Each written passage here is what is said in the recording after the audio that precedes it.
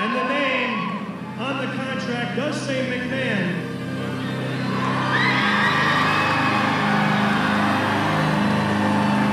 However, the contract reads Shane.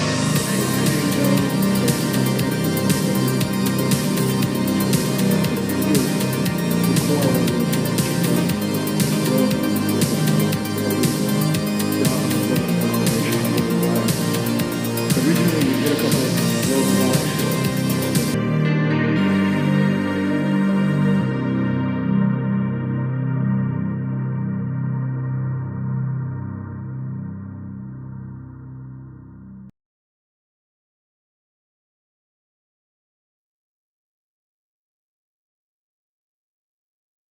Hello, everybody. It's your old friends at Nerds or Rust, and welcome back to another episode of the Butterfly Suplex Effect.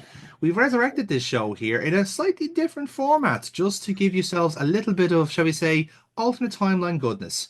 I am joined by my good friends Aaron and Jamie, who have, as many things, have a lot of things in common. One thing they do love is trying to predict the future, or going back into history and saying, "Fuck this, I can do better." Let's be fair, Aaron does that all the time. It's not even remotely funny. That's not even me spitballing that, by the way. He is literally like that all the time. I like that we didn't even get to the intro before we were talking about Aaron rubbing his balls. listen, We said it around here. not only is it true to the is it true to the person, but it's also good health advice as well. Just in case you're wondering. But Check yourselves. Exactly. Very important. We're not sponsored, but get in touch. Literally. So yes, this is the Butterfly Suplex Effect. And if you've ever watched this series before, the very basic concept is that we're going to take something from confirmed wrestling history, and none of this fake news shit you're getting in the States lately, and we are going to change one thing about it and see how that snowballs over time. So in our first generation of Butterfly Suplex Effect, which will happen, which will return in some shape or form again, we basically made a hypothetical of what would happen if WCW never went out of business way back when, before WrestleMania 17. If the takeover actually did happen, what would happen to what was the new WCW we're going to do? And essentially, this premise is going to be very similar. We're going to take something that's happened in recent wrestling history, as you can tell from the title of the video, and we're going to see how we would make it happen. Because not only are we doing the very, very recent past, we're doing the present and the future in this video as well. And what's even better, to make it more exciting and to make it an actual video, I'm going to get these two lovely people here to tell me what they would like, and I get to choose between two timelines. I am the time traveler here. I am the doctor here, and I am deciding which timey-wimey bullshit I want the most. But here's the fun bit, folks. So I'm going to pick a whole lot of moments in time, little checkpoints along the way, shall we say, until we get to our final destination. Not that final destination, no one's dying here. And what I'm going to do is essentially award points, and whatever, shall we say, little bit of history we just mentioned there becomes canon, and both players then have to build from that point on. So even if it's stuff that, say, Aaron has prepared or Jamie has prepared, and it's completely contradictory to what they've had, well, now they're going to have to book on the fly, because that is pretty much how wrestling works. So what we're doing here is then, so for our, shall we say, re-debut of Butterfly Suplex Effect, we're going to go over something that's very topical, very recent, and something that's all fresh in our minds right now, and we are going back to WrestleMania 41. Yes, not that far back at all, really. But a lot of people, I'd say were very intrigued by the John Cena heel turn. They were very intrigued by how that all played out. Should have happened at Elimination Chamber. That's perhaps something to be debated.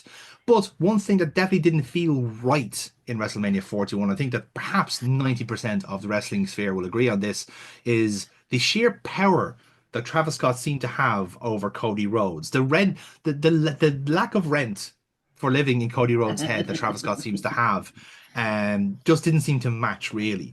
So the one thing I'm going to change, and again, this will tie into our overall booking of John Cena's retirement tour, as we're calling it, is take Travis Scott out of WrestleMania 41. He is no longer interfering in that match. He is no longer deciding the finish of it. Aaron and Jamie, you are both going to decide who you want to interfere in that match. Give me your logic, give me your reasoning, and I'm going to pick between who I think has the best, shall we say, foundation to go on. That's the only thing we're changing of this, and our butterfly effect will take us all the way from WrestleMania 41 to the end of the year 2025, where John Cena will have his last ever wrestling match. Whether he's world champion by that point or not is entirely up to you, lads. Bring me on this journey, and I will decide whether I like it or not. So, who wants to be brave enough and go first? Who reckons they have the best pitch for this?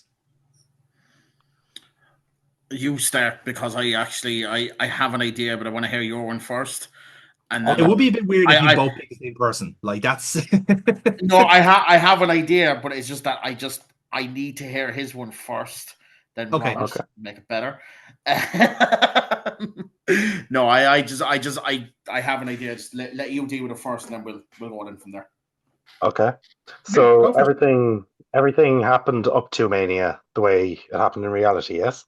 Yes, In this yeah, month? absolutely, yeah. The only thing we're changing is Scott, yeah. So he was never there.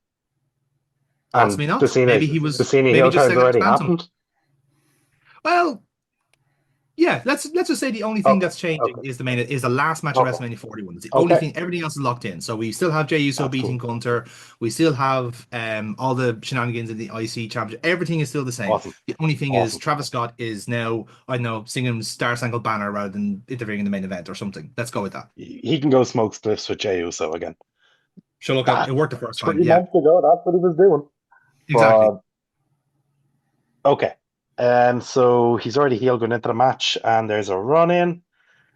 So we get to the late stages of the match, and the rock music hits, and we get the whole light show. We get the video. We get the bull with the glowing red eyes. It's OTT. We get this for way too long. And Paul Heyman walks out onto the stage, leaving everyone looking a little bit confused when Seth Rollins takes out Cody from behind and John Cena wins his 17th world title.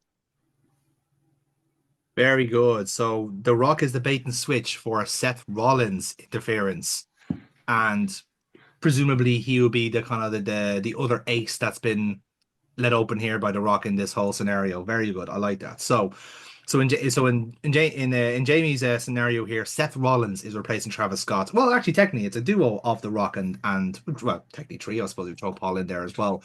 But ultimately, it's Seth Rollins that's going to do the dirty deed and ensure that Cody Rhodes loses his championship belt and John Cena becomes a 17-time world champion. So we're still happy that John Cena is staying as world champion, and that Seth Rollins is going to do the honors there in that case. So good start. I like it. I like the fact that The Rock is being used as the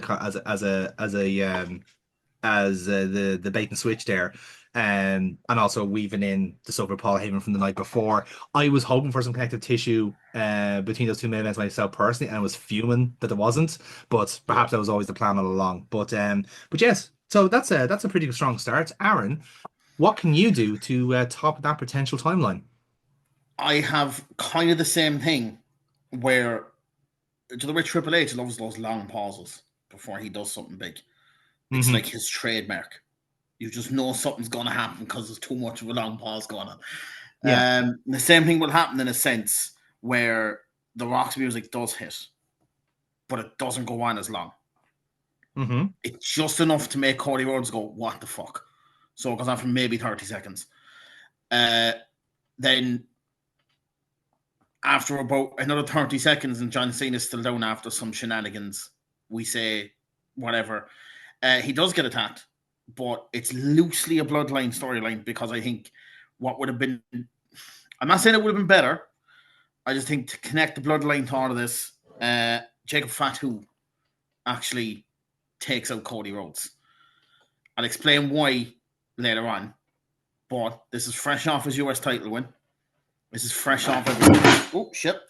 Apparently he's in the room right now. He's in the room right now with us.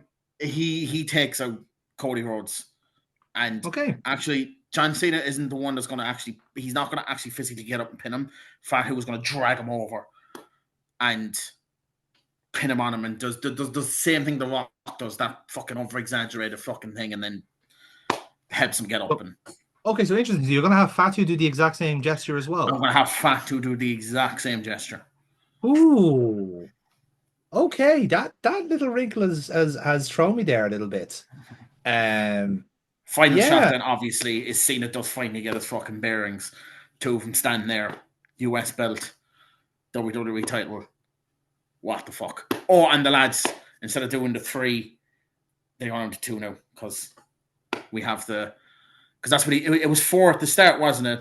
Cena came in, he I think had the it was 3. 3 and then 2 and now it's 1. So 2 there's 1 left. Yeah, I right. think. So there's 1 left, Yeah. yeah. So that'll be the Yeah. one that'll stick the 1 up, and people will be kind of like, oh fuck. Oh So god, yeah, so there's a bit of one. a. It's still the bloodline, essentially, kind of Yeah. loosely what we're still connecting with it. It doesn't Okay. officially end just yet. Okay. That is very, very intriguing now because I like that both of you have kind of gone for the same kind of like plot line in a sense where it's the Rock's kind of like evil machinations. So like he still has one ace in the hole to play at some point. Will that play into the storyline? Maybe it's for next year. Who fucking knows? But either way, that's kind of brought us across there. I will I say I think was that not out all of all the people. depends. It all depends on whether that Mark Kern movie does good. Because if it does, good luck. You ain't seeing the fucking Rock ever again in WWE. The Rock finally gets his dream and succeeds in a movie that doesn't involve the fucking jungle in any shape or fashion. Um, but nevertheless, yeah, I will say the inclusion of Jacob Fatu has thrown me for a loop there. I was not expecting that. Um, like I said, like even my own logical brain would have presumed Seth Rollins to interfere and to kind of establish some sort of thrown in there. But Jacob the, Fatu, the the only reason I didn't do that is because I want those things to be completely fucking separate for what I have planned later on down the line. And I mhm. need them to be separate because I don't want Seth Rollins touching another very specific person that's going to be fucking in my storyline eventually. I want them to never Okay. be near each other again. I Basically. got understood. I see. Okay, so that's where we're leaving it there. Okay. Okay, so yeah, I'm gonna have you start. This is a 50-50 for me, I think. This is a really good start to this because I'm actually kind of not too sure where to go with this. So argue your cases here. Where would you what would you say in terms of like so Jamie, for instance, like you heard the pitch there for Jacob Fatu. Do you think the Bloodline belongs in this role Cody Cena sphere or do you have intention in that regard? See, I was going to keep the bloodline completely separate, and I was Hmm. going to leave Solo and Fatu have their breakout, and leave Jacob be a breakout star, as Hmm. opposed to having him still be kind of under his family's shadow. And the idea of where I was going as, again, in the build up to Mania, Seth made a lot of references to The Rock. Hmm. He did a promo with the mic up. All of it. So yeah, I was kind of, I've see it's rough because I've got plans and I don't know how to do them with Jacob Fatu. Whereas I'm sure Aaron's clearly got plans, and then we're at an impasse. Well, this is the fun bit there because this is Uh, what I was as stumbling. as as Rocket Raccoon said in the first Guardian of the Galaxy movie, no, not Rocket Raccoon, Peter Quill. I don't have a plan. I have the beginnings of a plan because I Hmm. don't want to get too set either in what we're going to do, and it fucking veers off halfway through. I'm like, oh Yeah, I shit. made a mistake. Just fucking violently scribbling. Oh, fucking what? Welcome to the writers' room, ladies and gentlemen. This is how it's like in real. Because, but this time you don't have a psychopathic like septuagenarian shouting in your ear. You just have me instead, and I can tell you a lot more obliging. The main reason I have that, like, it's not outright going to be the bloodline. It's just The Mm, Rock is using his connections within his vast family to solidify what he mm, has planned for John Cena for the next fucking mm. what at this point, what, 8 months, 7 months, 8 months. Yeah, the set. Well, So yeah, it's actually going to be fairly compressed. It's going to be 6 months worth of a storyline, so it's going to be very, very compressed in that regard. yeah, so he has a plan. He knows what he wants to do. This is his fucking. Mm, This is how he wants to do it. Getting the craziest fucker in the whole fucking family, the fellow who didn't think he was ever going to go to WWE because he has a literal rap sheet in the recent past. Mm. Get that crazy cunt behind John Cena, and this is Mhm. where it goes in from there. There'll be logic to it eventually, I hope. So you see, and your intention is to have Jacob Fatu almost like prop up the John Cena kind of like supremacy in a sense, or are you kind of like in the same way that Braun is like being booked at the moment to be Seth's number 2? Kind of. Basically, we know Cena can fight when he's a face. Yeah. But obviously, because he's a heel now, he's doing that thing that he's been the antithesis of everything he was beforehand. John Cena, the face, peak Cena, would have never had someone to back him up. In terms of you have to get through him to get through me. It would have been you get through me to get to my friends. Whereas this time you have to get through someone. Oh, it's that mad fuck there with the head of steel. Do you really want to try it? No, you fucking don't. So you see, I have a very similar thing, except in doing that, in Cena being as un-Cena as possible, he shuts his fucking mouth and Heyman starts talking for him. And if anyone can do that, it's Heyman. Okay. All right. I see that. Okay. Okay. Do you know what? I think I'm going to make a decision here. I think both of you have argued very, very well. I will say I'm intrigued by both paths. In a weird way, I kind of wanted to see where both of them lead. But again, the joy of this kind of series is that we do have a lot of beats on the track. There's always a possibility of these. Doing a sequel episode where we rebook this from this point. Again, it's entirely possible. Absolutely, it's very, very likely. But I think to get us on at least a path that we can decide on, I think I'm going to favor the Seth Rollins road and see where that does lead. Because I think realistically, Jamie, you did kind of cinch it by saying that Rollins did throw in a lot of the Rock references on the run up to WrestleMania. I kind of picked up on them myself, and I was thinking, like, is that a misdirect?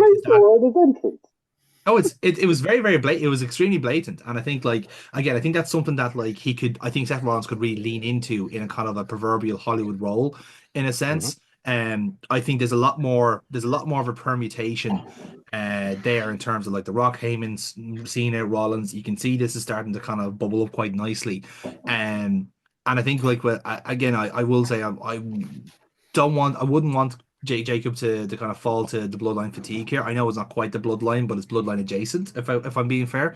But again, there's nothing to say I don't think elements of that can be recycled as we go along this path. To be fair, the Jacob Fatu thing wasn't going to be bloodline. It was just going to be the kickoff was The Rock.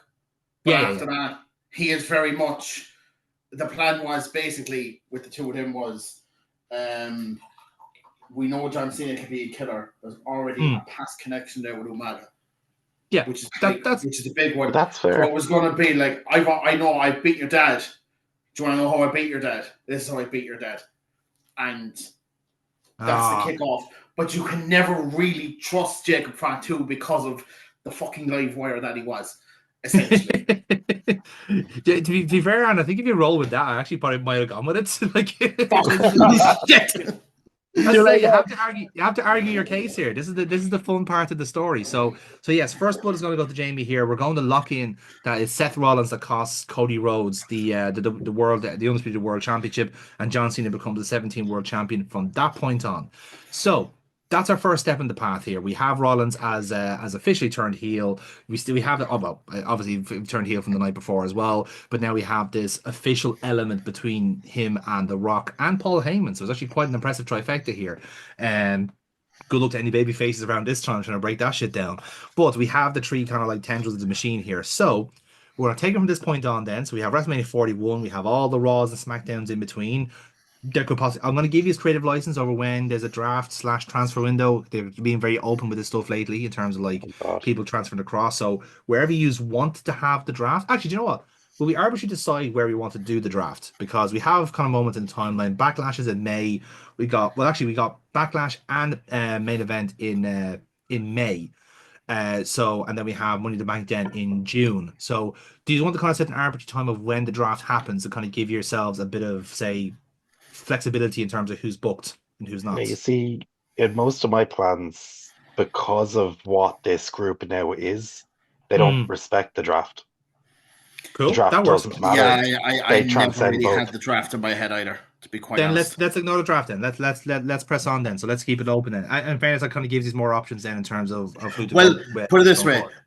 It's not that the draft didn't come into my head. It's just that with the draft, ideally, you drafted, Punk to SmackDown, Well, he can't really show up in Raw now, can he? Whereas with this one, at least there is obviously superstars that are locked into their own brands. They very rarely see them move over and stuff like that. But the big players generally just do what they fucking want. They kind of relax that around Mania as well, don't they? Typically, so yeah, that's fair. Okay, when Brandon, let's in that case the draft then isn't a consequence. So let's move on to our next step of the storyline then, which is May the 10th, which is Backlash. So it's gonna be same again here. We're gonna have John Cena as Undisputed World Champion. We have Jey Uso on the opposite side. That whole storyline has not been interfered with whatsoever. But we do have this new kind of like this new and improved Seth Rollins with the Rock link and Paul Heyman link. How is that going to affect things going forward? And so talk us from all the way from the Raw after WrestleMania to Backlash. Aaron, I'll give you some time to prep because obviously you've no, I do you know what? I actually don't think I need to. I think it's gonna. But do you want to go ahead then and pitch what you want to do? So get us from here to Backlash. What would you do here? And where would Cena be booked? I would start off with Cena still doing the promo that he done, where he did the countdown clock, and the fact that he's just John Cena now on his Titantron, which is. So you're keeping the scene. You're keeping the countdown to 26 days. Okay, I'm keeping the countdown to 26 days, because I love that idea. Yeah, because it really does put a fucking bullet point in it, and there's no fucking around now with this anymore. We know we have him for 26 days. Fair. So keep doing that, and then have him come out, talk, do that, and then if we're going to go with, obviously we got to go with Jamie's idea. Then go. Now you won't hear from me anymore because you don't deserve to listen to me anymore. The whole abusive relationships thing. That's when Paul Heyman comes out and hands him the microphone, and that's it. We don't really hear from John Cena talking anymore. They do the whole promo. They do everything. Because of what happened at Mania, Punk comes out, fucking starts a brawl with Rollins after what happened, and threatens to fucking beat the shit out of Paul Heyman. He has a quick glance at Cena, but the same thing happens like in real life. Just as he's about to go from boom, Braun Breaker comes in, fucking wipes him out. So you still have that. You still everything still goes on there, and much like the same as the last time when the thing seemed to be stacked against him, Randy Orton comes out of fucking nowhere, does the RKO to John Cena, does the RKO to everyone, and then hits John Cena last, and that sets up Backlash, because I thought that's what they were going to do anyway. It seemed like the most obvious fucking bit to do, so that's where we're going out with that. And there we go. Cena doesn't really show up for the next couple of weeks because Paul Heyman will say, you've gotten 26 more times you want to see him in fucking Cincinnati, Ohio for the last time. No, you don't. You don't deserve him. You can't get if anyone wants to get through him, you gotta get through Seth Rollins. Only Ross gotta get through. He'll go through a list of fucking names from Braun Breaker and set him like a motherfucker. And basically that's how you do it. You set it all up. And Randy Orton comes out. There's a whole Ferrer. I said you have to get through such and such people. You're gonna face Braun on Raw. You're going to face Seth Rollins at a time that he chooses because he's very hurt. You know, he's a princess. He can't be in matches that much anymore. So it's kind of doing the same John Cena thing, but you're protecting Seth Rollins because his knees are mush now. So let's not risk him anymore. So he's a very delicate flower. We can't have him fucking wrestling anymore. And that's why you have the young fella basically gain the heat for the rest of the group. Orton will beat Braun, but in shenanigans. I think Punk will fuck him with a GTS out of nowhere. And that's where you kind of link that. Then again, but we don't see from Punk anymore, and then it sets up Backlash where you finally get it. John Cena is not coming for the whole month, by the way. Just not at all. This whole thing is set up with Paul Heyman and Randy Orton on the microphone. And maybe the SmackDown beforehand, we finally get a face-off between the two of them where they talk about everything, you know, talk about their past and shit like that, and make mention of the fact that it's a very different time they're facing each other now, since from their OVW days all the way up to now. it has always been a heel Randy Orton against a babyface John Cena. The roles have been flipped. Yeah. So you know what I'm capable of, but John Cena can turn around and go, you don't really know what I'm capable of as a bad guy, do you? You just don't know what I'm capable of. Very good. Very good. Okay. So realistically, you're kind of you are just basically going kind of with the kind of canon kind of setup here. You're basically if anything, you're kind of giving like more of a structure to what we have now, in the sense where you're just tying in the Rollins little thread into what we have now. And yeah, okay, fair enough. So we're still gonna go with Cena Orton there, and again, there's a couple of other people that are thrown like still in the kind of in the atmosphere there as well. Jamie, seeing that we are still on your path, can you match and surpass what Aaron has suggested there? It's insanely similar. Okay. Except, so, right, you have Cena come out the next night.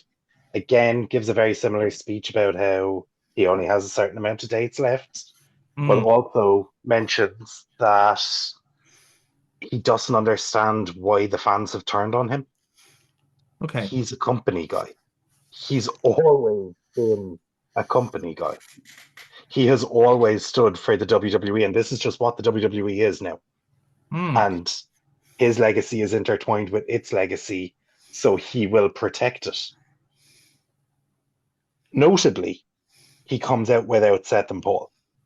At this point, that's still separate. He does his promo as is, possibly with security surrounding the ramp and out in the crowd to make sure that no one can get to him, because he's worried about Cody and whoever else. Yeah.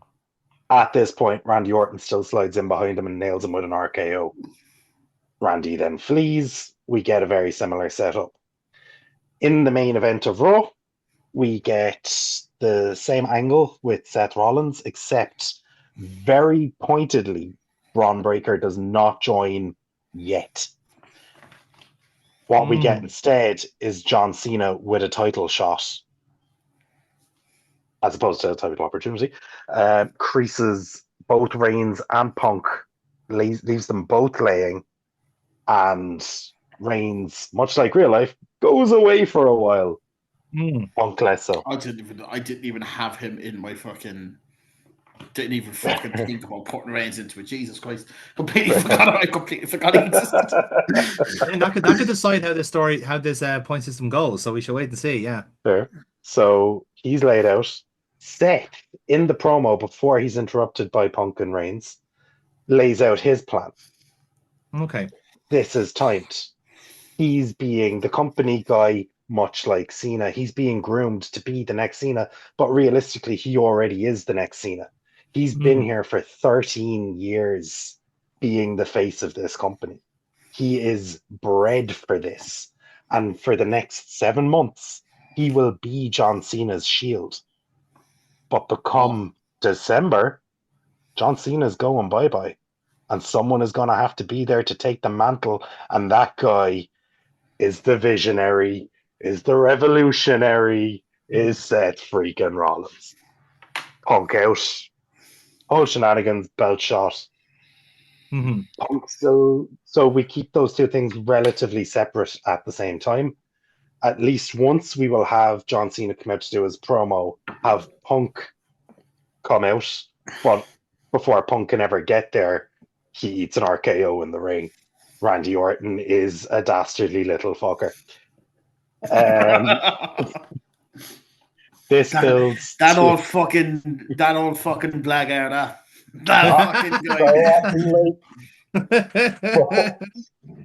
All of this builds to Backlash, where we get Seth Rollins versus CM Punk,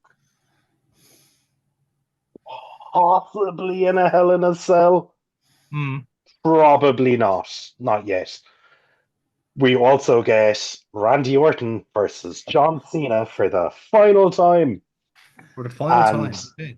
In the match, shit missed a point.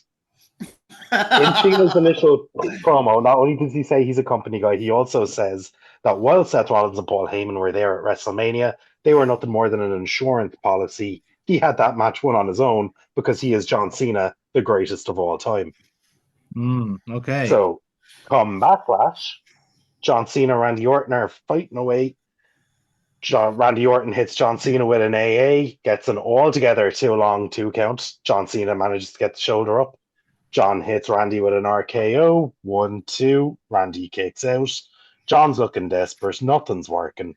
He's done the AA. It hasn't put it away. He's done the STFU. It hasn't put it away. He is beyond desperate. He grabs the belt and hits Randy with it in front of the referee, getting himself disqualified. No, he doesn't. He considers it. He has the belt, considers hitting Randy with it, laughs to himself, drops the belt, and slaps the referee across the face, reusing the finish from Randy Orton and John Cena in reverse, where John Cena fucks Randy's last chance at him. Excellent. I love that. I love that. Really great callback on that one. See, before we do this decide there, Aaron, we'll go back to you there momentarily because we've done the preamble, the build up to Backlash, but let's talk about the match itself then between what your version of Cena versus Orton. I don't think much would relatively change from that. I didn't think it doing the match, to be honest. I will just do the preamble up to it. So this is the fun bit that I have with it. Cena's going to try that shit, right? I do think he attempts it, and he does do it, and the ref fucking goes, nah, fuck off. No, sorry, the ref does ring it, but who's the Raw general manager again? Would be Adam Pearce, yeah. Adam Pearce. He'll come out, and he'll go, no. I'm not letting the final time the two of these lads are facing, it'll be no DQ, which will actually play into Cena's hand because he has his lads behind him.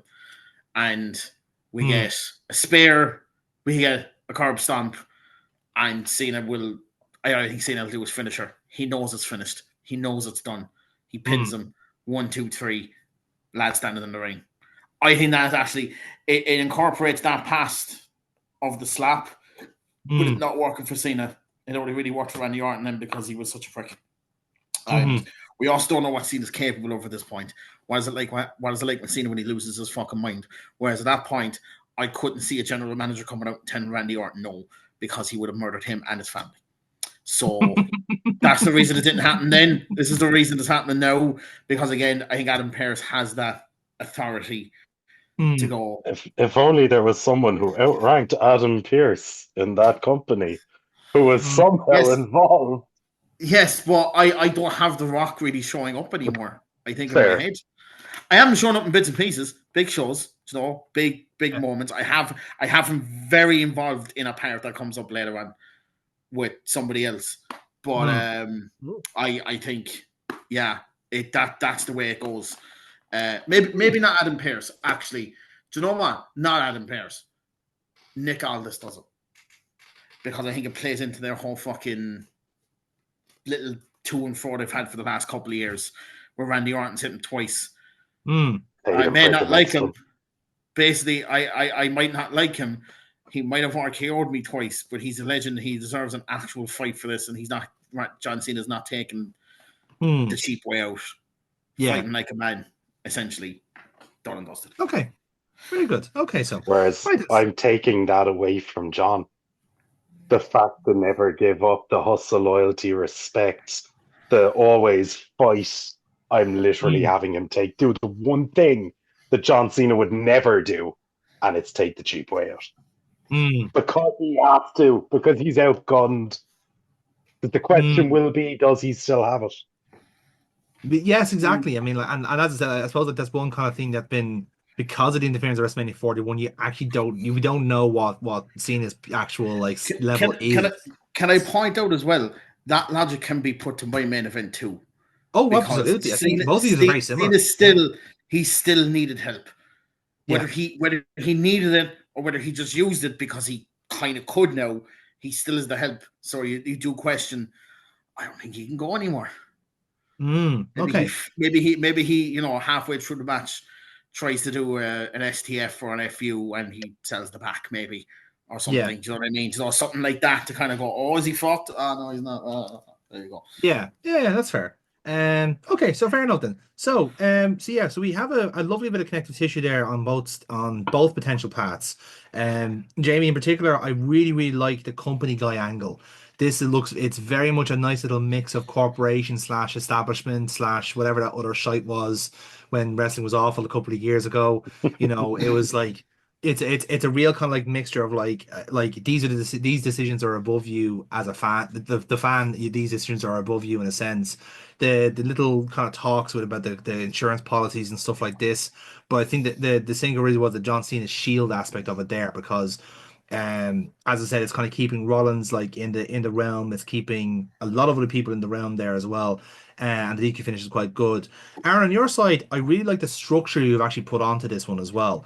Predominantly like especially now because at time of recording, folks, we're recording this before Backlash, but the video will be out before Backlash, out after Backlash, I should say. So in case we're talking in kind of weird tenses, that's why.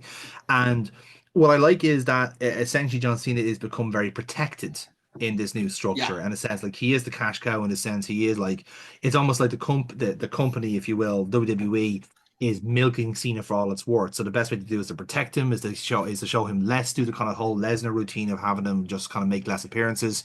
So yeah, having Paul and to a lesser extent Rollins doing the kind of appearances in lieu of him makes a lot more sense.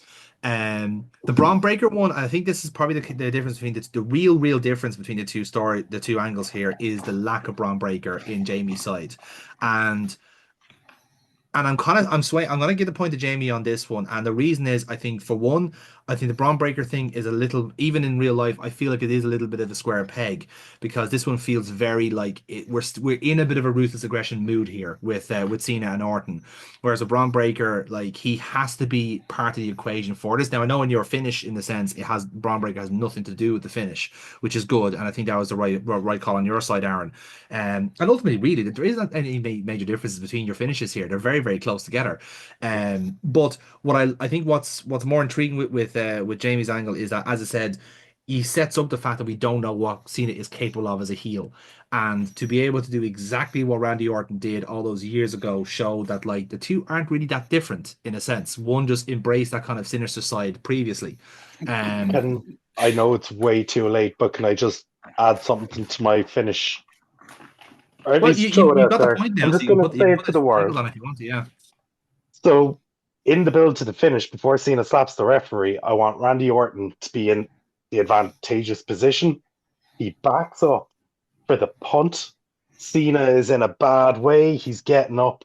Seth Rollins slides into the ring and takes the punt to the head for John Cena, literally being his shield.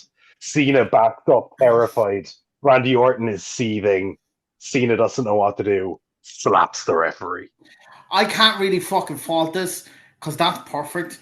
That is good. I don't want to lose. I don't want to lose, but I don't see how my one's better. Now, again, here's the thing.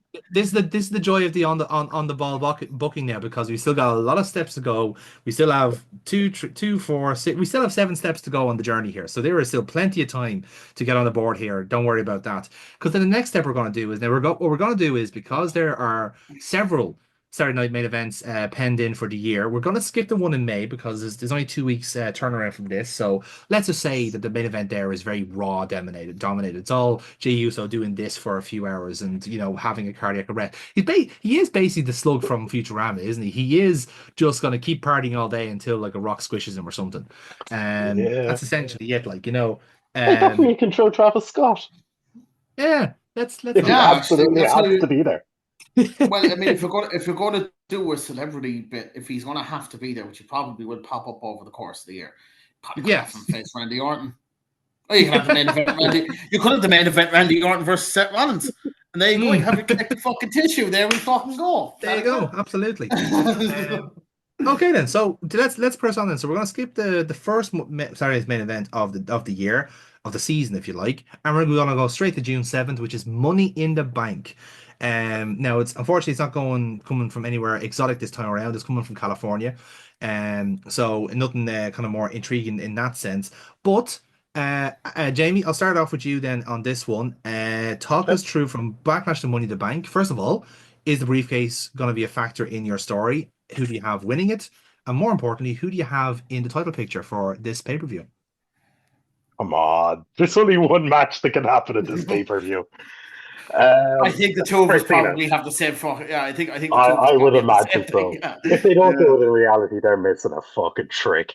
Yeah. But prior, I should have mentioned that Backlash in their match, CM Punk was victorious over Seth Rollins. So Punk beats Rollins in that side. Okay, fair enough. Yeah. Yeah, which is where we got to here. I'm sure Aaron's always good with CM Punk winning an own match or two. No objections from the gallery there. So in the build to Money in the Bank, we have got, let's count them out, Drew McIntyre, Damian Priest, Randy Orton, Seth Rollins. We just saw them. They're now in the briefcase match, one ladder match. Yep. Throw a few more main eventers in for the crack, sure. Sure. Okay, Whoever is available. So you've got a couple of main eventers in there, and the final spot is left open. We won't know who it is until the night. Interesting. Okay. Bomb, bomb, bomb. Meanwhile, the title match, very obviously, and always has to be John Cena, CM Punk rematch to the single best match of John Cena's career, Money in the Bank 2011. This time around, we have Heyman there on Punk's side, or on fucking Cena's side. That's still a sore spot for fucking for CM Punk. He still wants to get his hands on Heyman. Heyman is now lurking around Cena, as is Seth, but he's already kind of dealt with Seth. Seth has to deal with the ladder match. He should be fine. So we get to the event, and the Money in the Bank match happens. The surprise entrant is Roman Reigns. Oh, who has returned. They all fight it out. Big, long match. It looks like Roman's going to win when Paul Heyman climbs in the ring, and Roman Reigns can't bring himself to ignore it and go get the briefcase. So he climbs down from his ladder, and he goes to Superman punch him before Seth Rollins wipes him the fuck out with a chair. Seth runs up. Seth gets the briefcase. Seth is now in the prime position to be a shield for John Cena. Ostensibly speaking, the briefcase has been taken out of action because Seth is saying, I'm not going to use this until January 1st, 2026, when I cash in for the vacant WWE title, which John Cena has just retired with. He's called his shot. Meanwhile, we have CM Punk versus John Cena. We aim to do a relatively similar match, but in CM Punk, who himself has aged significantly, we expose a little bit more of John Cena's vulnerability, a little bit more of the fact that he isn't the man he was. He is slower. He isn't getting back up as quickly. We have CM Punk starting to get going on this shit. We might even have CM Punk break out. No. At this point, he hits a go to sleep, goes for the cover. 1, 2. Heyman's pulled the referee out. Seth Rollins has curb stomped CM Punk. CM Punk rolls off. Seth Rollins turns around. Roman Reigns is back out and spears him in half. Down goes Seth. Punk and Cena are both laid out. Seth and Roman are gone. Both men slowly start to get up. The ref is still down. Cena has the belt. He's considering it. Punk gets the better of him, knocks it out of his hands, gets him up, hits him with a Pepsi plunge, laying Cena out in the center of the ring. CM Punk is about to do it again. He stands up, and he gets speared in half by Braun Breaker, who is now joining this storyline. Braun Breaker drags a broken Cena on top of Punk, retrieves the referee. 1, 2, 3. Cena has once again retained, but not cleanly. He didn't do it by himself. This is getting very, very noticeable. Once he recovers enough to take the belt up, he backs away. He runs out into the crowd and he blows CM Punk a kiss. while he escapes with the belt, safe in the knowledge that Punk can't get another shot at him. And that's how Fabulous. Money in the Bank Okay. ends.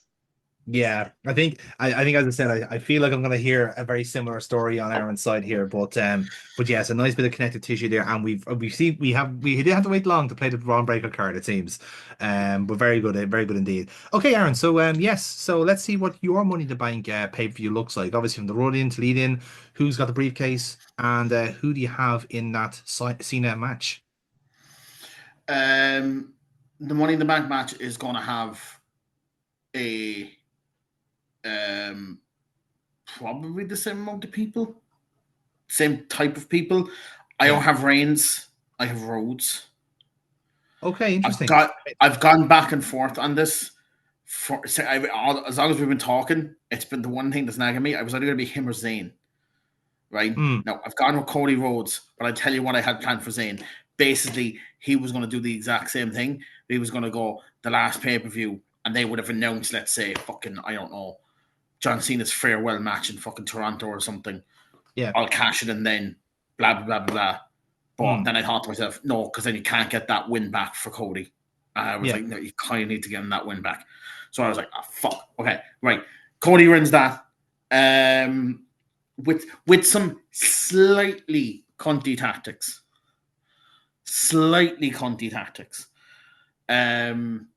But then the main event of it basically goes the exact same way. Clearly older. Cena does the slowest match possible, much like he did at Mania, where he doesn't give the fans anything they want. He does his shtick, but in a very fucking prickish way. But then because Punk loves doing it, he does give the fans what they want, which is the 5-knuckle shuffle, the proper fucking hand up and stuff like that. But in this part, he's already hitting with a couple of GTSs. This is like the final nail in the coffin that he thinks he hasn't beat if I hit him with the 5-knuckle shuffle. But, kind of going back to when Punk turned heel the first time when he was WWE champion. He bounces back. Boom, Braun Breaker comes in and fucking takes him out. Blah, blah, blah, blah. The setup to this for the whole couple of weeks is it is centered around Heyman. It is centered around he knows him best. He's trying to talk him out of the match. You don't need to face him.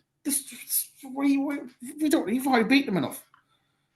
But Cena's kind of just like, he has that one win over me that I can't seem to get past. I need to get that win back. I need to beat my Money in the Bank, because that has become kind of loosely the 5th biggest pay-per-view kind of on the card now. It's the big 5 now. Yeah. It's the big 5 now. Yeah. That's the match I need to get back. That's the win I need to get back. Basically a lot of it again is going to be Heyman and Punk, which I feel like is going to be just TV. It's brilliant TV. The wrinkle in this whole thing, though, is that it's not going to be Heyman and Punk. It's actually going to be Heyman and Punk till about the week beforehand, where Punk does get his hands on Heyman. Let's say there's some shit goes on in the back. Rollins is either hurt or injured, or Braun Breaker's dealing with something else. He's not there. Reasons like they usually do on TV. We should say as well that these people are going to have their own storylines adjacent to them. Yes, like Rollins can have his own match or whatever. And as you said, Rollins would be probably in the Money in the Bank ladder match on your side as well. I think it would be fair to say. So he's hurt. He's hurt from that. He can't do anything. Braun we'll say, got back his IC belt, for instance. Okay, right. He's got his IC belt back. So the last night beforehand, you have, I think, the promo that people want to see in this whole storyline, which is probably The Rock coming out. So let's just say it's in Miami or in Chicago, one of their cities. And you have a promo battle between the two of them. And it's like, even if I don't beat Cena, which he fucking will, because I've done it before, I'm coming for you next. This lays in something for later on down the fucking line. All right. I have a fucking plan now. I have a fucking, and it's long. I gotta be honest. The man has a vision. And the vision, I don't even think Jamie can fuck up, even if he does win everything else. So the vision is there. I'm gonna get my hands on you, Rock. You just fucking wait. And there's a whole fucking kerfuffle. The match goes exactly the way he said it. And yes, Cena, in amongst all the fucking, Orton's back out. He's still got something with Rollins. Rollins is fucking there. There's fucking mayhem in the middle of the ring. And Heyman comes back, let's say, with a neck brace or something, or a fucking sling. And he's like, get out this way. Come out this way. This is our way out. And he does blow him the fucking kiss. There's never an ending in my one. He doesn't actually win. No one wins. Okay. The kerfuffle has kind of just made it end. No contest. It's a no contest, right? So that's how I see that going. And that kind of lightly lays into SummerSlam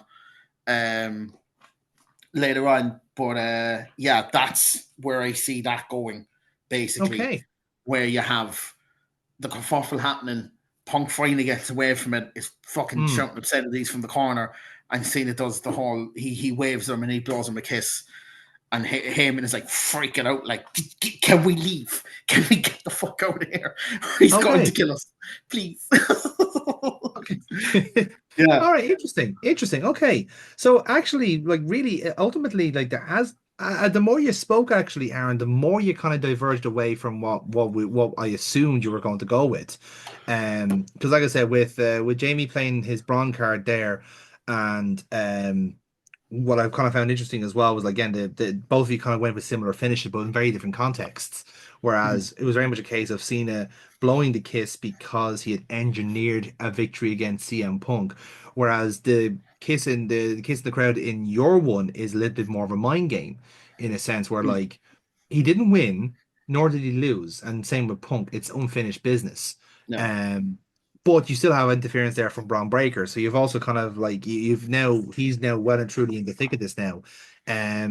So ultimately for me, there's two deciders for this for me. One is the briefcase, is who wins the briefcase, and then the extra added little seed you planted as well. So I am going to give this point to Aaron on this one, because I do find it fascinating, because now what we've done is we've done a nice little blend of the two timelines here, because we do have Seth Rollins acting as John Cena's shield.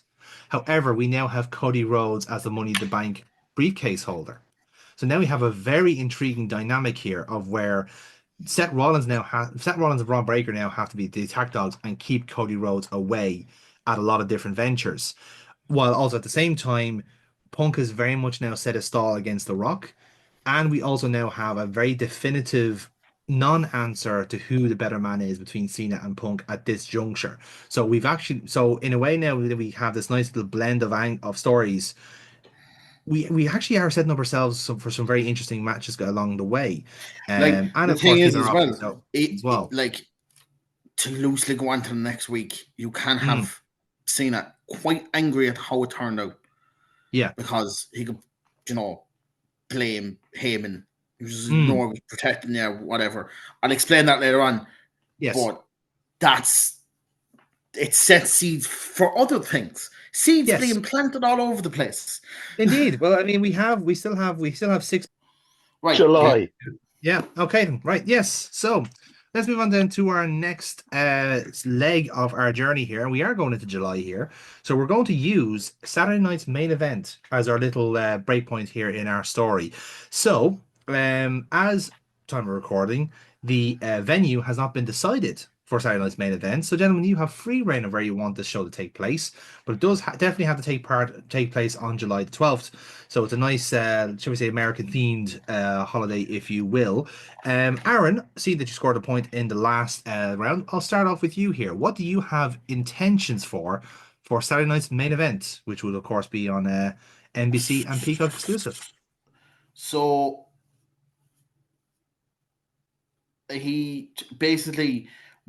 Raw starts off with a backstage with what happened afterwards, right? So we still get seen on the show, but technically we don't. Okay. Because he's not physically going to be there. And the way WWE has kind of started doing these realistic camera shots and It feels raw. How Handed, they're yeah, doing yeah, some of yeah. their promos. Yeah. So it's going to be in the car after everything goes to shit. Okay. And Cena is basically fucking screaming at Paul, you knew what this meant to be. Why did you fuck it up? And Paul's just like, I didn't know what was going to happen. I was afraid in case you were going to lose the belt. I can't have him winning it. I can't have him having this one up over on you. This is why I did this. Blah, blah, blah, blah, blah. There's a big fucking argument between the two of them. Eventually, it all calms down and it cuts. And it cuts to Punk's music hitting immediately.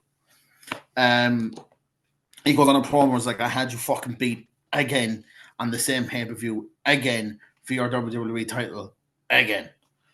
And this time you needed that little warm Paul, and you needed your little lackeys and your shield. And he mocks Seth Rollins again, calling him the Pillsbury Doughball or something. Because he might have been wearing a big white jacket the night beforehand. So it goes back and forth with that. Rollins comes out. He's a bit bashed up from the night beforehand. They have a shouting match. Then Heyman comes out. They have a shouting match, and there's for weeks leading up to it, right until about the week beforehand. There's no clear. Basically, we'll still have Randy, Punk, and the two lads effectively still feuding with each other. Cena's kind of away from it at this point because I don't think they're going to waste a Cena appearance on a Saturday Night Main Event. Well, that's what I was going to ask. You're going to use this as your breather on the Cena front, like basically, this is auxiliary stories. Okay, yeah. So you will have the whole time. You'll have all of them facing Saturday Night's Main Event. It's going to be a tag team match between Orton and Punk. Can they coincide with each other? Oh, the two of them won Cena. Against the other two lads. The caveat to this is Heyman goes, as long as if they win, had a bit of tension between the two of them, whoever makes the pin gets the face seat at SummerSlam. So it's one of them has to make the pin. So it leads into tension between the two of them going up to it. Yes, they want to beat them, but the board of them also want to be the one that gets the action of the 3 count at the end of the night.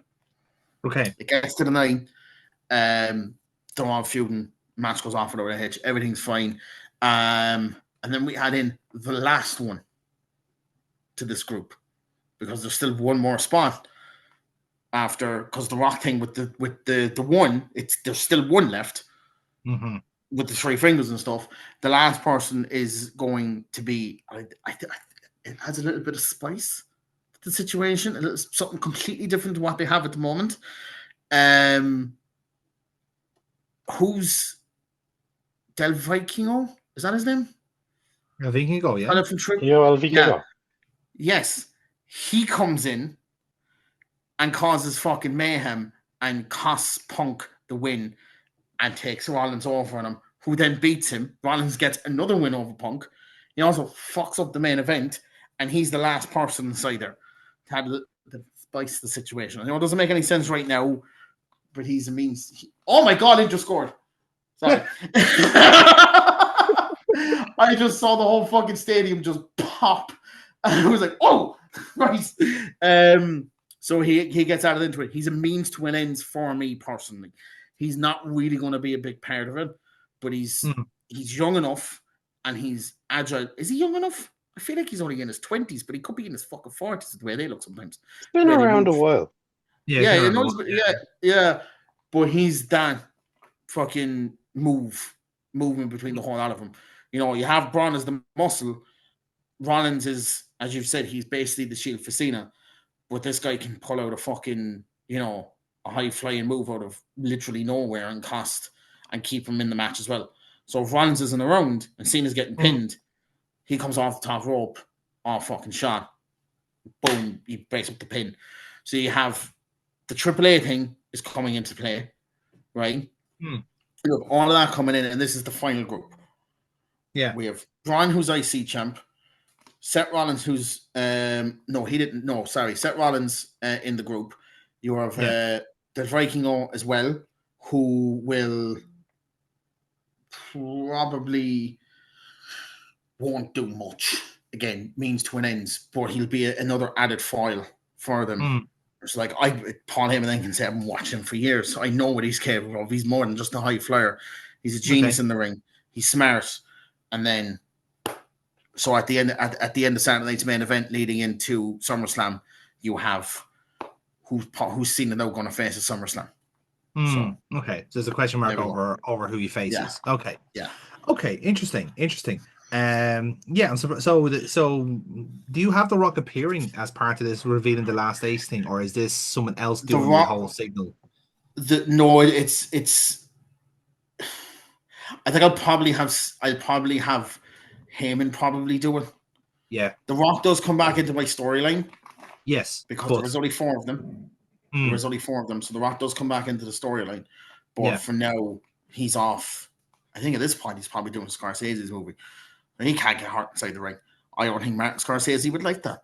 I don't think he would approve of it, no. Somehow. I've seen him cry in the studio. You don't want Martin Scorsese to cry. No, that would be the opposite of pure cinema, I think. Okay, so fair enough. So interesting throwing in Viking go as a kind of as left field as it can get. So it's certainly really as I said, it just builds up again. That kind of it's means to an end, and I can't think of another high flyer that they currently have inside the company that they could put in that team to do the plan that I have in my head. Essentially, I don't know who else is there because Rey Fenix is a luchador, but he's too over. Penta wouldn't fit your mold there, realistically, would he? Yeah, no one's going to fit it, and he's kind of an unknown entity as well. We know what Braun can do, we know what Rollins can do, but we really do not know what he's actually capable of. He's the general WWE audience. Yeah, I suppose in the WWE sphere, you wouldn't know who. They just know he's come from Mexico, and this is his fucking thing. And he can be brutal when he needs to. Essentially, is the whole point there. So it does end with the 2 lads picking up the win over Orton and Punk. So that storyline technically isn't done yet. Yeah, to continue. It's a continuation. Yeah, and I don't know what the face is going to have to do with. I've just realized I've overbooked myself to fuck for a Survivor Series. So. There we are. Again, by the time we get to Survivor Series, Jamie might have helped you out there and even things out. What is your Saturday Night main event looking like in July? What little story beat gets us to SummerSlam? So, Saturday Night main event is what it is. It's not a pay-per-view. It's star-studded, but doesn't really have a lot of action. It's weird. But it is what it is. So, the weeklies are going to matter a little bit more in the build-up. Much like Aaron was saying, we start with some exclusive footage. This time, it's going to be what happened when Cena and Heyman exited the arena after escaping Blowing the Kiss.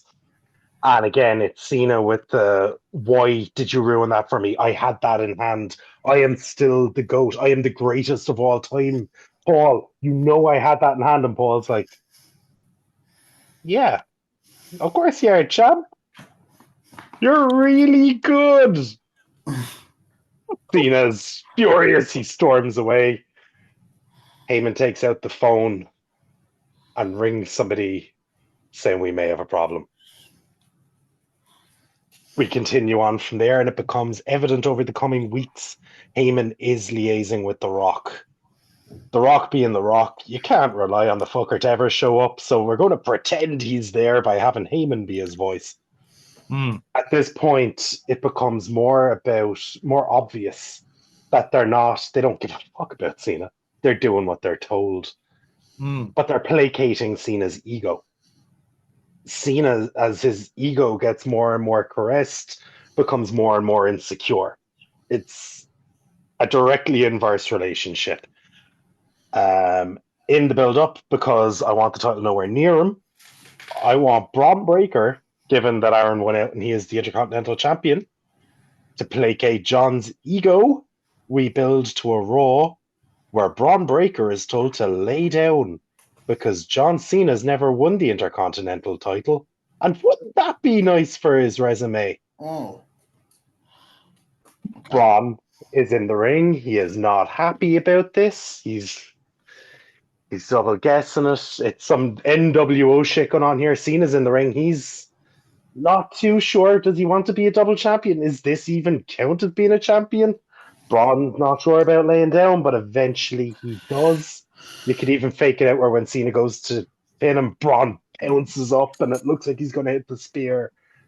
But in the end, he lays down. John Cena pins him 1, 2, 3, wins the Intercontinental title, and gives it up immediately.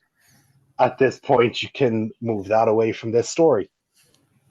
In the build to Saturday night's main event. So basically, you didn't like the fact that he won the IC belt, and now he's like, no, it's off him again. No, it's a valid way to get it away from. I have a different belt coming his way soon. But this another world title. But at this point, we have a reason as well, because it gives Cena that ego rub of finally getting that one belt that he was missing for the collection. But Apollo, it's cheap. And we're at peak levels of this group ruining wrestling. It's what they promised to do. Heyman is talking. Oh, also, Cody Rhodes is Mr. Money in the Bank. So what he's become is a threat. Seth Rollins is a shield. Seth is vowing to take away that briefcase and take it back and do what he said he'd do, which is cash in on the vacant WWE title on January 1st and become the champion to succeed John Cena.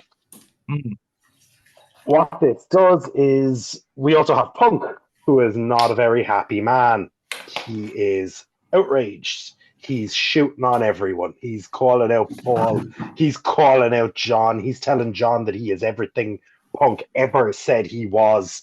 He said a long time ago when he did a pipe bomb that John Cena was somebody he respected, and frankly, he does not respect him anymore. He sees him for the plastic champion that he is. We're building. Punk and Cody have an uneasy alliance in that they are completely against this group. That part still maintains. We're building to Saturday night's main event. We are told it will be a or a 6-man tag team match. Outside of the one night where he shows up to win the IC title, John Cena is pretty much vacant from this month to try and build his dates at the end.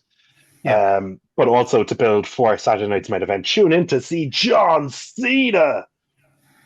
At this point, the feud build-up is set between Punk, Cody, Seth, Braun. We have them colliding. It's back and forth. We get to the night, and we are told it will be the Vision, or the group, I was calling them the Vision, but which was lifted by somebody else. But anyway, we don't promote other channels here. But we've got Seth, Braun, and Cena taking on CM Punk, Cody Rhodes, and their partner for the night, revealed on the night, Roman Reigns. Because I didn't win last time, so I get to give him a surprise return here.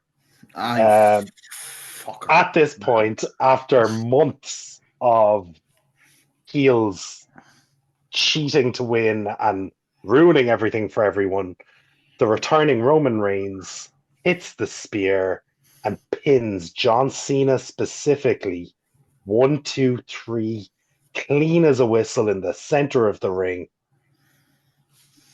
Punk and Cody have nullified Braun and Seth. Cena takes his first clean loss this year. And that is Saturday night's main event. Okay, then. Very, very interesting. So, I think this is the first proper divergence from what we've had since the start, and I'm very, very intrigued with how both sides are going. As I said, I think like Saturday night's main event is a lovely little kind of booking reset in a way. Like it is prime.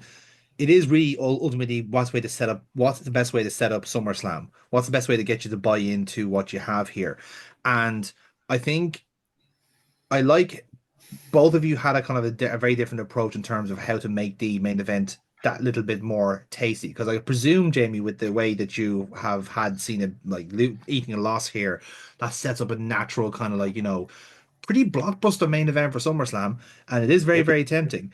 Whereas I'm also quite curious about how the kind of the non-starter of a stipulation that we had on the other side, how does that affect the SummerSlam in on Aaron's vision as well? Um, I think I will go with Jamie's interpretation of Saturday Night's main event here and give you your third point of the evening, because I think um first of all, I think the real kind of kicker for me on both sides is ultimately the Viking Go kind of last ace. I think the Viking Go was a real curveball shout and a really, really good shout in that front. But I think ultimately, I think if you threw Jacob Fatu in at this point, I think it's actually more of a fit because people have forgotten about the bloodline at this point.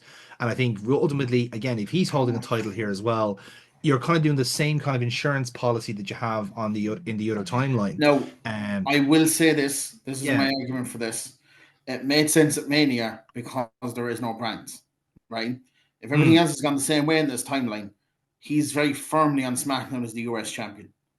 You have creative license over that, though. You can have him on the same brand if you want to. I know, but we're not doing a Yeah. draft. So we hit the rosters as they are at the particular Okay. moment in time. He is not, I can do whatever the fuck I want main event. He is, you're on SmackDown on Fridays. You're the US champion. That is your show. Fuck off. Do you know what I mean? Fair point. So you can't really, to me, you can't really put him on Raw just as of yet. If he's not going to be in it from the start, it also kind of makes no sense to have him in a group with Braun Breaker. Okay. Well, That's fair call. You know what yeah. I mean? Like, yeah. Be very similar. Yeah, I get that. I actually do I do understand what you're saying there. Now, that being said, though, I think ultimately also pulling the ace at Saturday Night's main event in a way, I think I think that would actually possibly limit you going further down your timeline. So I want to kind of give you that ace back for the rest of your timeline, because I think now that we've kind of established that Cena does have this chink in the armor, which is ultimately himself. He is the weak point of this whole operation. Yeah. And you see all this kind of structure as well. It's like you have Heyman, you've got Breaker, you've got Rollins, and yet they still got at Cena.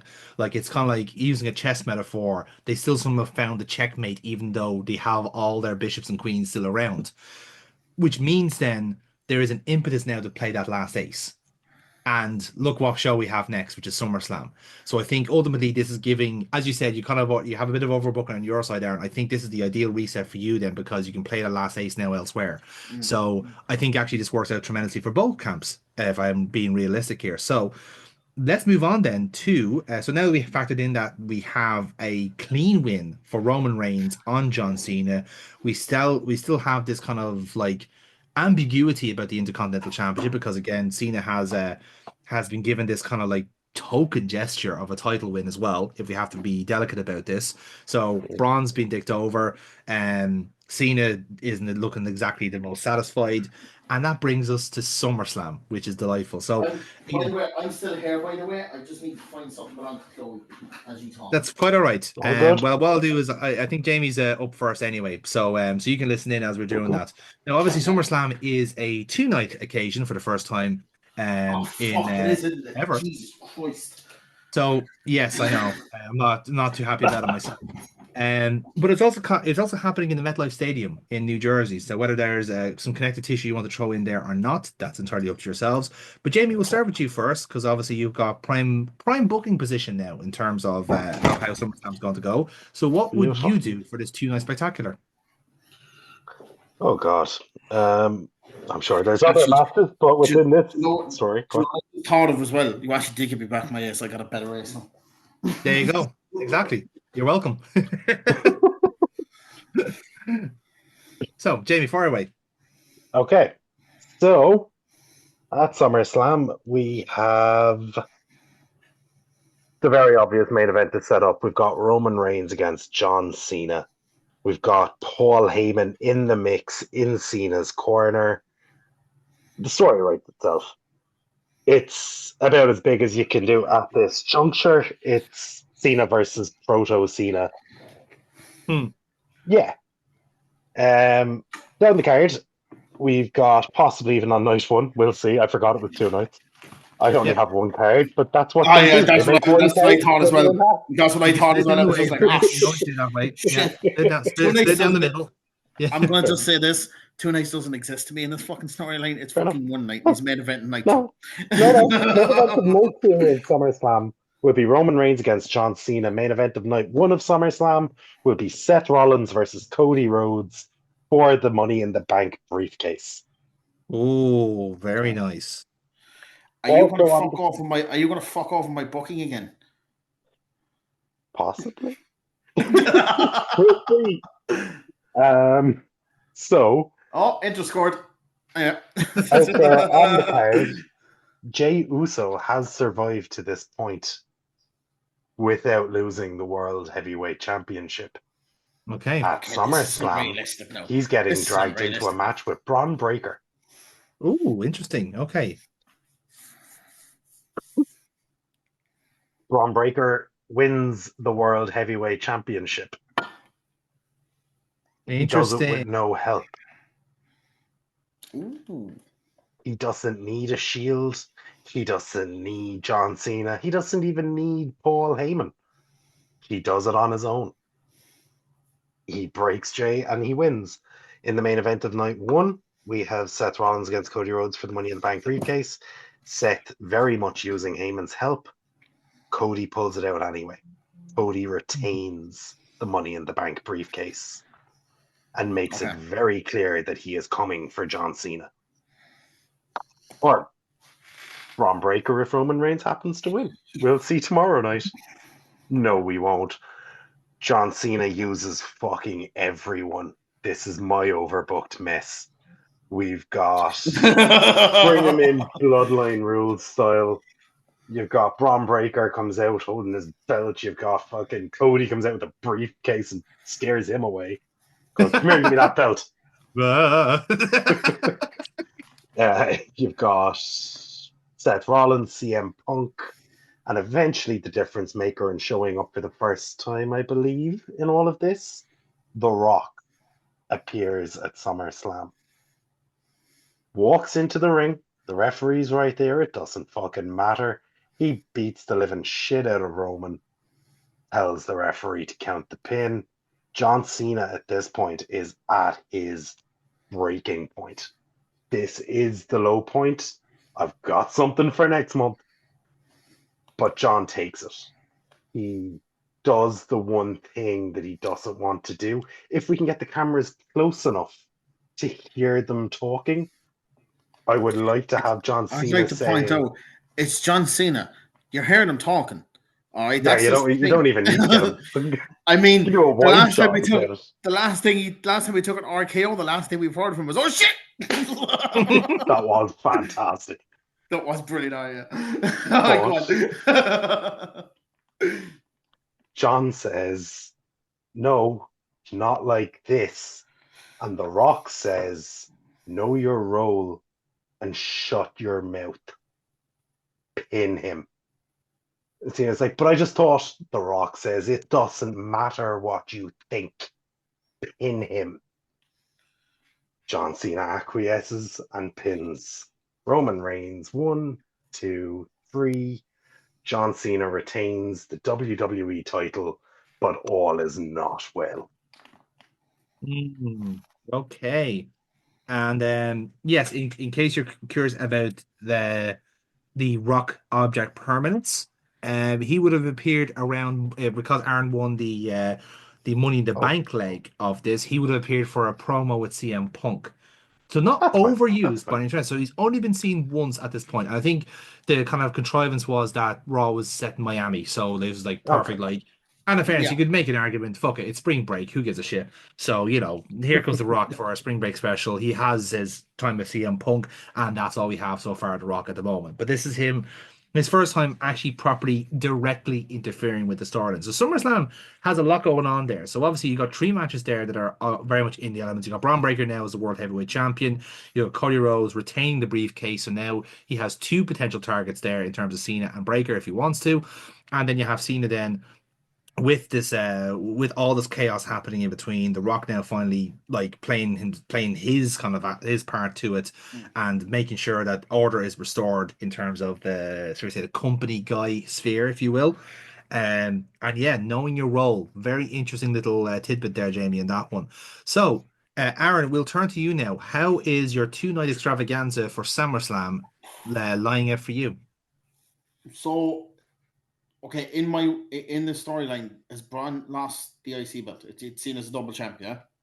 Yes. So what's happened is that No, Braun that has happened lost after the Money in the Intercontinental Bank. Championship, Oh, and then Cena's dropped it immediately Okay, right, okay. to put it back open again. So, yeah, right. So it comes to Mania. No one really knows who Cena's next opponent's going to be. Yeah, Because we do. Shit, no, we do. we do. Fuck. We've established that Roman is Yeah, in pole yeah, position. Roman, yeah. Okay, so Roman comes out.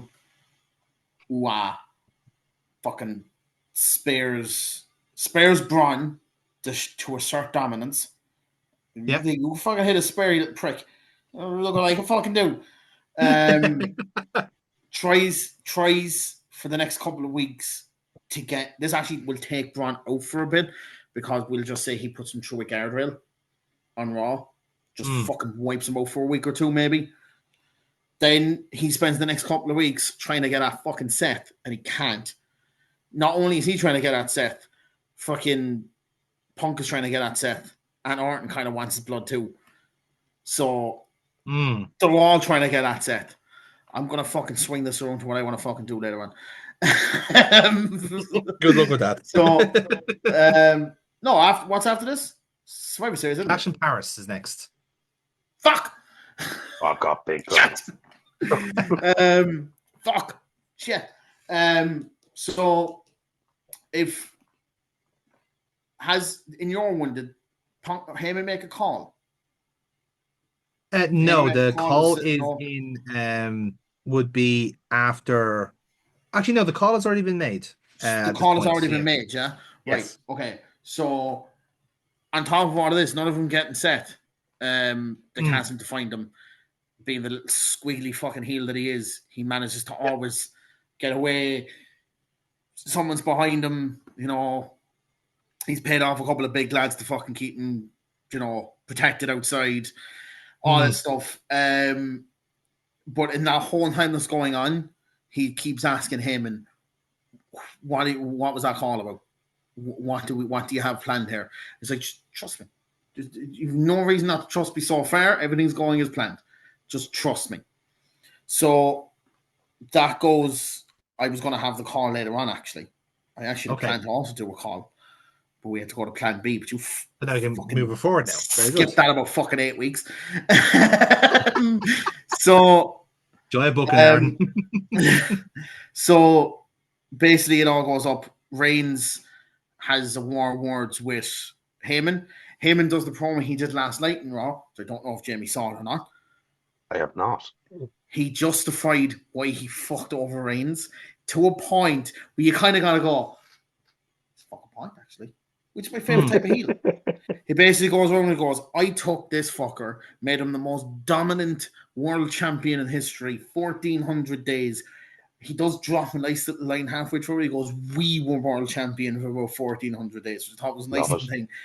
And even when he finally got beaten, he went away to lick his wounds.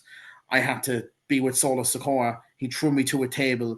He never helped me. And when he came back, he wasn't fighting for me. He wanted to get at Seth. It was a brilliant fucking promo. And he ends it with, I was right, I was right, I was right. Roman is just about to get at him, and he misses him. And, oh, look, Seth's finally in front of someone. And Seth clocks him with his own spear and then a curb stomp. The spear's obviously not going to be as good, but it's just enough to get him on his belly to give him a curb stomp. And that leads him then to SummerSlam, night 1, Electric Boogaloo. No, sorry, night 2, Electric Boogaloo. Okay. So, yeah, where Reigns will lose. I'm not going to do the Rock thing. I gotta be completely honest with you, the Rock doesn't really pop up in my whole thing till the end. So, literally his last match. I've got a fucking honker of a story that if I don't win that one in particular, I'll fucking kill someone. Jonathan, I'll come to your house. I know where you live. See, I've got an epilogue for mine. Not only will I be doing Cena's last match, I'll be like, and from here to Mania. Basically, yeah, that's my one too.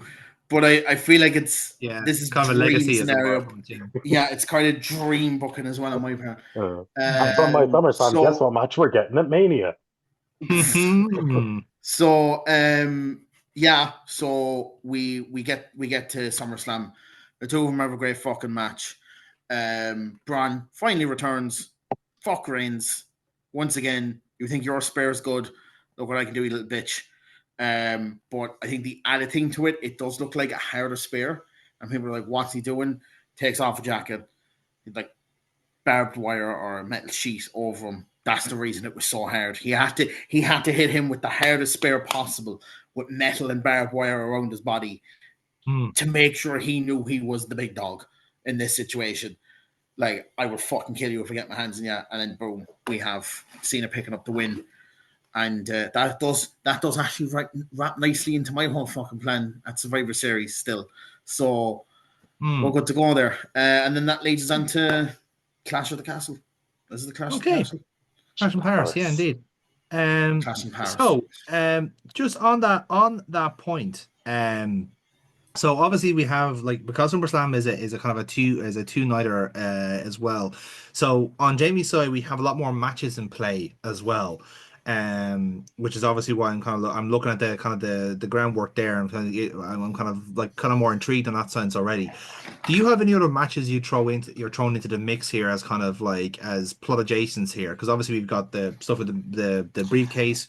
I wouldn't. As well. I think for the next couple of weeks,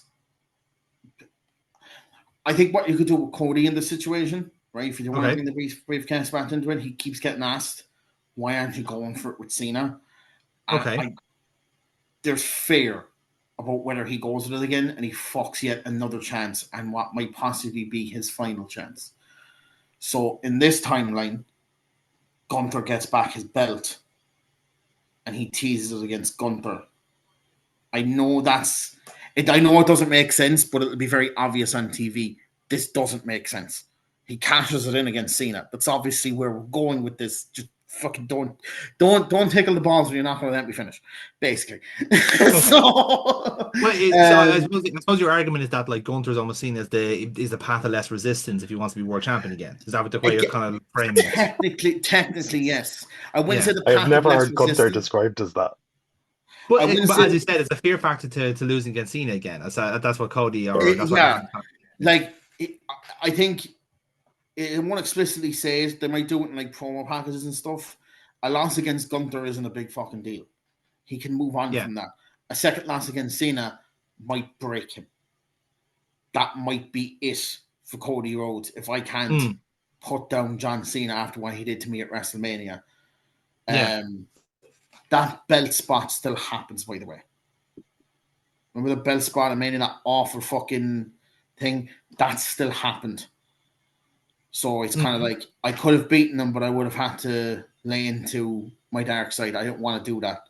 If I'm beating Cena, I'm beating him clean. I'm beating him 1, 2, 3 in the ring to prove that I'm better. I'm going to be WWE champion again. Blah, blah, blah. Okay. There you go. Okay. And there's not else really for the rest of them. Randy Orton's doing his own thing. He's gotten distracted slightly by, I don't know, fucking someone. We say, do you know what? For the fucking sake of it, we say Jacob Fatu was taking a liking to him, and Randy Orton wants a belt to make himself feel good. He won't win, obviously, but whatever. And you're keeping the storyline very strictly just to Cena and Reigns for SummerSlam. That's the only kind of like. There's no fuckery until after the fact. There's going to be some fuckery later on where everything will converge back into everything else. But it's not now. So it's kind of like a windy road where they're going back out and eventually they're going to come back in again together and leave right at the end. Yeah. Okay, fair enough then.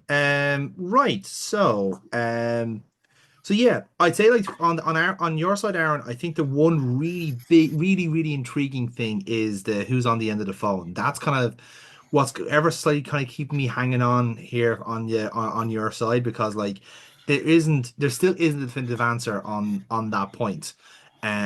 We are I'd presuming, like to point out, if this gets me the win, we will find out in France who that last person is, and I will drop yet I hear more no. seats now that's a at tease. Raw. That's a tease. Now. No, because That's if we're getting teasers, I'm cashing in Paris.